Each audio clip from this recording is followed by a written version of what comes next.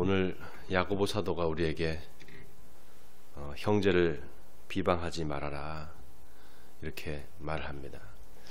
그리고 형제를 비방하는 것이 율법을 비방하는 것이 된다 이렇게 이야기를 하고 있습니다. 형제를 비방하는 것이 어떻게 율법을 비방하는 것이 될까? 조금 의문이 들죠. 형제를 비방한다는 게 여러분 뭡니까? 그 형제는 바로 예수 믿는 형제를 이야기하는 겁니다. 예수 믿는 형제를 비방한다는 것은 여러분 무시하고 또 이렇게 멸시한다 이런 뜻이잖아요. 어떻게 될 때 멸시하고 비방이 나올까요? 내 마음의 상태가 어떨 때 남을 비방하고 멸시하게 될까요? 남을 무시하고 비방하고 깎아내리고 형제를 비방하고 깎아내리고 멸시하는 것은 내 마음에 교만이 있기 때문입니다. 교만이 있기 때문에 남을 멸시하는 거죠. 근데 그게 왜 율법을 비방하는 것이 될까? 여러분, 율법의 핵심이 뭘까요? 율법의 핵심이 뭘까요? 율법의 핵심. 예수님께서 율법을, 구약의 율법 전체를 두 가지로 딱 정리해서 말씀해 주시잖아요. 그게 뭡니까? 하나님 사랑, 그 다음에 이웃 사랑이죠. 한 단어로 줄이면 사랑입니다. 사랑. 형제를 사랑하지 않고 비방하고 멸시하고 무시하는 것, 그거는 내 교만으로부터 나오는데 그거는 바로 율법을 비방하는 것이 된다. 왜냐하면 그 율법의 핵심은 사랑인데 그 사랑이라는 계명을 어겼기 때문에 바로 그렇게 율법을 무시하는 게 되고 율법을 비방하는 게 된다 이 말입니다. 여러분, 율법은 남을 판단하는 것이 아니라 자기 자신을 돌아보라고 하나님께서 주신 겁니다. 우리가 이거를 늘 잊어버리면 안 돼요. 그러니까 우리가 신앙생활을 하면서 하나님 말씀을 내 삶에 비춰서 자꾸 이제 본단 말이죠. 그래서 내 삶을 비추는 거울로 삼고 계속해서 내 삶을 비춰보는 것으로 이 율법을, 하나님의 말씀을 봐야지, 자꾸 남을 판단하는 것으로 그렇게 하나님의 말씀을 사용하면 그러면 점점 그 사람은 교만한 사람이 되고 결국 그 사람은 하나님의 은혜로부터 멀어지게 됩니다. 예수 믿는 사람들이 자꾸 이렇게 빠지는 그런 유혹이라 그럴까요? 그런 시험이라 그럴까요? 그거는 자꾸 내가 하나님을 믿으면 믿을수록 이게 점점 율법적이 돼가요. 처음에 은혜로 시작했다가 율법으로 마치는 사람들이 있습니다. 이게 무슨 말인가 하면 하나님을 자꾸 믿으면 믿을수록 점점 더 하나님의 은혜에 가까이 가기보다는 자꾸 율법을 쫓는다는 거죠. 그래서 그 율법을 통해서 자꾸 자기가 의로워지려고 합니다. 이게 여러분, 나는 아닐 것 같다, 나는 아니야 이렇게 생각하시죠? 근데 이게 다 예수 믿기 시작하면 그때부터 우리는 율법주의와 전쟁을 해야 됩니다. 율법과 계속 싸워야 돼요. 그런 삶을 살면 결국 율법주의적인 신앙인으로 살게 되고, 그러다 보면 점점 내 마음이 강팍해져요. 그리고 자꾸 남을 판단하게 됩니다. 예를 들면 나는 하나님 말씀을 잘 지키고 나는 이렇게 열심히 신앙생활을 하는데 저기 저 김집사 저 사람은 교회도 열심히 안 나오고 또 신앙생활 한다 그러면서 뭐 11조도 잘 안 하고, 이렇게 자꾸 다른 사람들을 자기 기준에 맞춰서 자기가 율법을 지킨다라고 하니까 자기가 의롭다고 생각하고 자기 기준에 맞춰서 남을 판단합니다. 그러다 보면 거기는 사랑도 없어지죠. 그러면 율법 전체를 어기는 사람이 되는 거예요. 여러분, 이게 내 얘기예요, 내 얘기. 다른 사람 이야기가 아닙니다. 그러니까 항상 이 율법과 관련해서 나는 율법을 물론 지켜야 되죠. 그러나 그 율법을 쫓는 사람이 아니라 하나님의 은혜를 쫓는 사람이다. 이거를 여러분 명심하시기 바랍니다. 사랑은 이 최고의 율법입니다. 그래서 사랑은 믿음의 완성이기도 하지만 율법의 완성이 바로 이 사랑이에요. 그래서 율법을 잘 지키면 하나님의 형상이 회복됩니다. 우리 안에. 여러분, 구약시대의 의인, 구약시대의 의인이라고 하면 어떤 사람이 의인인가? 하나님의 말씀을 다 지키는 사람, 그 사람이 의인입니다. 근데 신약시대에 와서는 누가 의인입니까? 예수를 믿는 사람, 그 사람이 의인이에요. 그 차이점이 있습니다. 오직 예수를 믿음으로 말미암는 의, 그 의를 얻은 사람들이 바로 저와 여러분이죠. 그러나 구약시대의 사람들은 어떤 사람들인가? 율법을, 하나님이 정해주신 율법을 잘 지키는 사람이, 그 사람이 의인이에요. 그렇기 때문에 의인은 이방인이 의인이 될 수가 없습니다. 구약시대의 기준에 맞춰서 보면 이방인들은 절대로 의인이 될 수가 없어요. 율법을 지켜야 되기 때문에.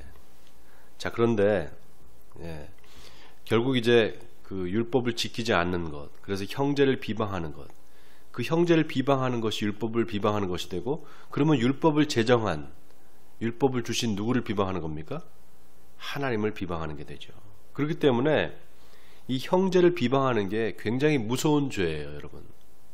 예수님께서 형제를 향하여 라가라 하는 자, 라가라는 걸 욕을 얘기하는 거거든요. 그 당시에 욕이에요, 욕. 머저리 같은 놈, 이런 뜻이죠. 바보 같은 놈, 이런 뜻인데, 그 라가라 하는 자, 형제를 비방하는 자, 그런 사람들은 다 지옥 심판을 면하기 힘들 것이다, 이렇게 말씀하신단 말이죠. 그거는 형제를 비방하는 것이 곧 율법을 비방하는 것이 되고, 율법을 비방하는 것은 곧 율법을 제정하신 하나님을 비방하는 것이다. 형제 비방이 그렇게 무서운 죄가 되는 것입니다. 워낙에는 내 이웃들, 특히 예수 믿는 형제들을 비방하지 않는 여러분 되시길 바랍니다. 잘못하면 큰일 납니다. 이 비방이 내 신앙 전체를 송두리째 정말 이 부정하는 그런 행위가 될 수 있기 때문에 여러분 반드시 이 부분은 명심하시기 바랍니다. 우리 자신을 좀, 내 자신을 알 필요가 있어요. 내 자신이 어떤 존재인가, 내 자신을 내가 좀 잘 돌아보는 그런 신앙, 그래서 나를 성찰하는 신앙이 성숙한 신앙입니다. 오늘 야고보 사도가 뭐라고 하는가 하면, 너희가 어떤 사람이냐, 어떤 사람인지 한번 생각해봐라. 오늘 13절을 보세요. 13절에 들으라, 너희 중에 말하기를 오늘이나 내일이나 우리가 어떤 도시에 가서 거기서 1년을 머물며 장사하여 이익을 보리라 하는 자들아, 내일 일을 너희가 알지 못하는도다. 너희 생명이 무엇이냐, 너희는 잠깐 보이다가 없어지는 안개니라. 우리 인생에 대해서 우리가 한번 깊이 생각해 볼 필요가 있죠. 우리가 어떤 존재인가. 사실 우리는 오늘을 기약할 수 없고, 내일을 기약할 수 없고, 또 1년은 절대로 기약할 수 없는 그런 존재입니다. 오늘 오후에 우리가 어떻게 될지 모르고요, 바로 1시간 후에 우리가 어떻게 될지 몰라요. 그만큼 우리는 우리 자신을 어찌할 수 없는 존재입니다. 여러분, 우리 인생을 한번 생각해 보세요. 우리는 그냥 던져진 존재예요. 우리 의지로 세상에 태어난 게 아니잖아요. 나 세상에 태어나야 되겠다 하고 태어났습니까? 아니잖아요. 우리 부모님에 의해서 태어났죠. 그 다음에 우리 의지로 내가 살아야지, 그렇다고 해서 내가 더 살 수 있어요? 안 된단 말이죠. 우리 의지와 상관없이 우리는 죽음을 맞이합니다. 갑작스럽게. 그렇기 때문에 우리는 늘 내 자신이 어떤 존재인가, 그것을 늘 생각해야 돼요. 거기에 삶을 사는 지혜가 거기서부터 나옵니다. 그래서 현자는 잔치집에 가지 않고 장사하는 집에 간다 그러잖아요. 우리가 늘 우리 자신을 좀 다시 한번 생각해 볼 필요가 있어요. 한 가지 재미있는 예화가 있죠. 하루살이와 초파리가 서로 만나서 하루 종일 놀았다 그래요. 그래서 이제 밤이 돼 가니까 초파리가 하루살이한테 내일 만나자 이랬대요. 그랬더니 하루살이가 내일이 뭐야? 웃질 않으시네. 내일이 뭐야? 이렇게 물어보더래요. 하루살이한테 내일이 없는 거죠. 그러니까 우리가 어찌 보면 하루살이 같은 그런 인생이에요.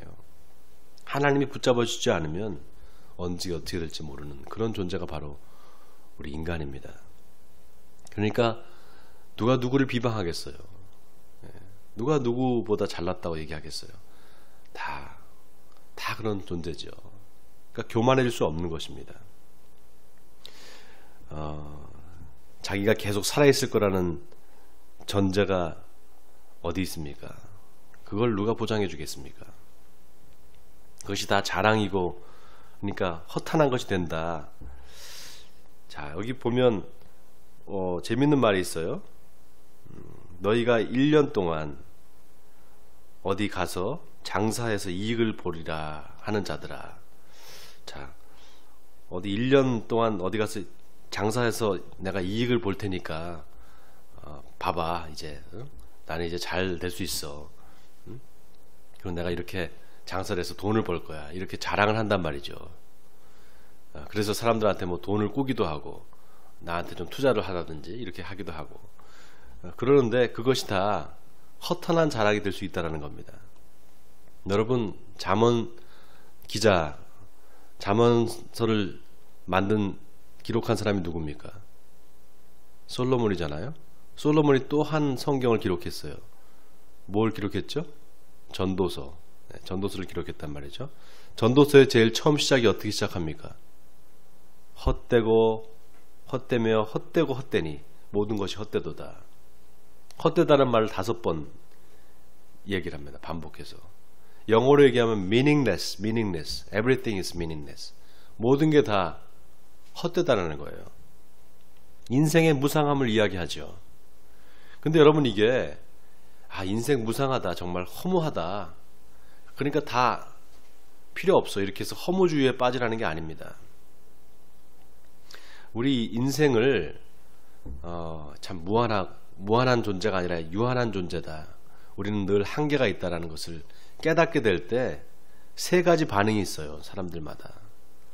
어떤 반응이냐? 첫 번째는 에이, 인생 뭐 별거 있나, 먹고 마시자, 즐기자, 인생은 짧다, 이렇게 쾌락주의를 빠지는 사람이 있습니다. 여러분 주변에 아마 그런 사람들이 있을 거예요. 그렇죠? 인생 뭐 있냐 하면서 그냥 하루하루 즐기면서 살지, 그렇게 쾌락주의를 빠진 사람이 있습니다. 두 번째는 인생 너무 허무해, 그냥 뭐 아무것도 하지 않아도 괜찮아, 그냥 이렇게 살다 가는 거지 뭐. 이거 허무주의죠. 그렇게 허무주의에 빠져서 사는 사람들이 많아요. 그래서 요즘에 얼마나 많은 사람들이 이 우울증에 시달립니까? 그게 다 인생의 허무함 때문에 그런 거예요. 그런데 여러분, 우리 성경을 보면서 이 전도서를 보면은 이거 인생 허무한 거 아닌가 이렇게 생각이 들잖아요. 근데 전도서 기자가 이 솔로몬 왕이 이 전도서의 맨 마지막에 뭐라고 얘기하는지 아세요? 맨 마지막에 아주 놀라운 말을 합니다. 잠언서 12장 13절에 일의 결국을 다 들었으니 하나님을 경외하고 그의 명령들을 지킬지어다.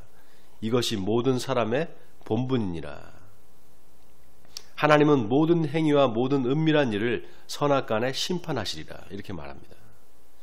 결국 이 전도서가 하고 싶은 이야기가 뭔가, 이 솔로몬이 이야기하고 싶은 게 뭔가, 하나님 없는 인생, 하나님 없이 살아가는 인생, 그 인생이 허무하다는 겁니다. 여러분, 이걸 기억하셔야 돼요. 전도서가 우리에게 이야기하는 메시지는 하나예요. 너희가 믿는 하나님, 그 하나님이 없다면 너의 인생이 어떨까 한번 생각해 보라는 겁니다. 얼마나 허무할지를. 그러니까 우리가 하나님을 믿는 이 신앙이 얼마나 소중한 건지를 우리가 깨달아야 돼요. 그런데 우리가 이 하나님을 믿는 신앙을 내가 갖고 있음에도 불구하고 이것이 얼마나 소중한지를 모르고 살 때가 많아요. 그래서 자꾸 세상을 기웃거립니다. 그러다가 시험에 들어요. 그러면 세상으로 가버리는 거예요. 여러분, 하나님을 믿는 이 신앙에서 여러분 벗어나면 안 됩니다. 결코 이 신앙을 내가 가볍게 생각하면 안 돼요. 하나님이 주신 선물입니다. 이 선물을 내가 꼭 붙잡아야 됩니다. 원하기는 여러분 이 하나님을 믿는 신앙에서 벗어나지 말기를 바랍니다. 꼭 하나님을 붙잡으시기를 주님의 이름으로 축원드립니다. 그래서 주의 뜻이면 우리가 살기도 할 것이요 이것도 하고 저것도 하리라. 삶의 주권이 우리 하나님께 달려있기 때문에 하나님께서 내가 나한테 이런 걸 하라고 하시면 내가 하기도 하고 또 우리가 하나님으로 인해서 살기도 한다. 이렇게 말하라는 거예요. 말을 하려면은. 그런데 그것조차도 뭡니까? 그것조차도 여기 보면 15절 보세요. 너희가 도리어 말하기를 주의 뜻이면 우리가 살기도 하고 이것이나 저것을 하리라 할 것이거늘 이제도 너희가 허탄한 자랑을 하니 네, 그러한 자랑은 다 악한 것이라. 이런 것조차도 사실 어찌 보면 하나님 앞에서 내가 이렇게도 하고 저렇게도 한다, 하나님이 해주시면 이렇게도 하고 저렇게도 할 것이다, 이런 것도 사실은 이게 장담할 수 없다는 거예요. 그만큼 우리의 인생이 정말 하나님의 뜻 안에서 완전히 하나님의 절대적인 주권이 아니면 우리 인생을 누구도 보장할 수 없다는 것이죠. 자, 그러고 난 다음에 17절의 마지막이 그러므로 사람이 선을 행할 줄 알고도 행하지 아니하면 죄니라. 갑자기 뜬금없이 선을 행하지 않으면 죄다. 이 말을 왜 했을까요, 여러분? 왜 이런 말을 했을까요? 네. 자, 하나님의 말씀을 잘 지키는 것, 그죠? 잘 지키는 사람, 그 사람이 의인이잖아요. 자, 그런데 하나님의 말씀을 잘 지키지 않는 것, 그거는 뭡니까? 그게 죄잖아요. 그죠? 자, 하지 말아야 할 것을 하는 것, 하지 말아야 되는데 그걸 하는 것이 뭡니까? 그거 죄죠. 그죠? 그렇잖아요. 하지 말아야 될 걸 하는 것, 그거 죄란 말이죠. 근데 해야 할 것을 안 하는 것? 그것도 죄예요. 그래서 오늘 야고보 사도가 우리에게 뭘 얘기하는 건가? 믿음은 행함이다. 행함이 없는 믿음은 죽은 믿음이다라고 얘기했잖아요. 자, 그런데 그 믿음은 행함인데 하지 말아야 할 것을 하는 것만 죄가 아니라 해야 할 것을 안 하는 것도 죄다. 그렇기 때문에 사람이 선을 행할 줄 알고도 행하지 아니하면 죄니라. 지금 이 얘기를 하고 있는 겁니다. 그러니까 믿음은 뭐예요? 행함이다 라는 것을 다시 한번 강조하는 거죠. 믿는다면서 실천하지 않는 것, 그것은 죄라는 겁니다. 여러분, 교만과 자랑은 아무것도 모르는 무지에서 나오지 않아요. 여러분, 이걸 기억하셔야 돼요. 교만과 자랑, 그것은 뭘 좀 알기 때문에 교만해지는 겁니다. 그리고 자랑하는 거예요. 우리 자신을 한번 돌아보기를 원합니다.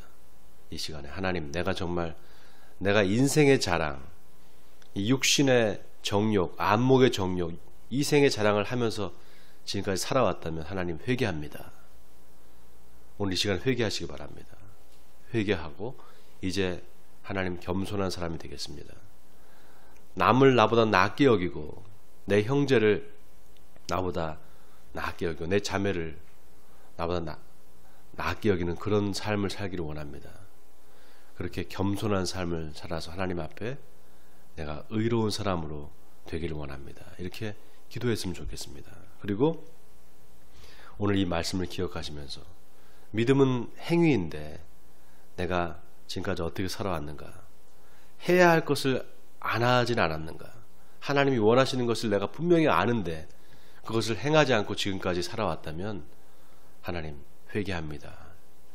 앞으로는 내가 꼭 해야 될 것을 하면서 살겠습니다. 이렇게 다짐하고 오늘 하루도 이 말씀 안에서 승리하신 여러분 되시기를 주님의 이름으로 간절히 축원드립니다.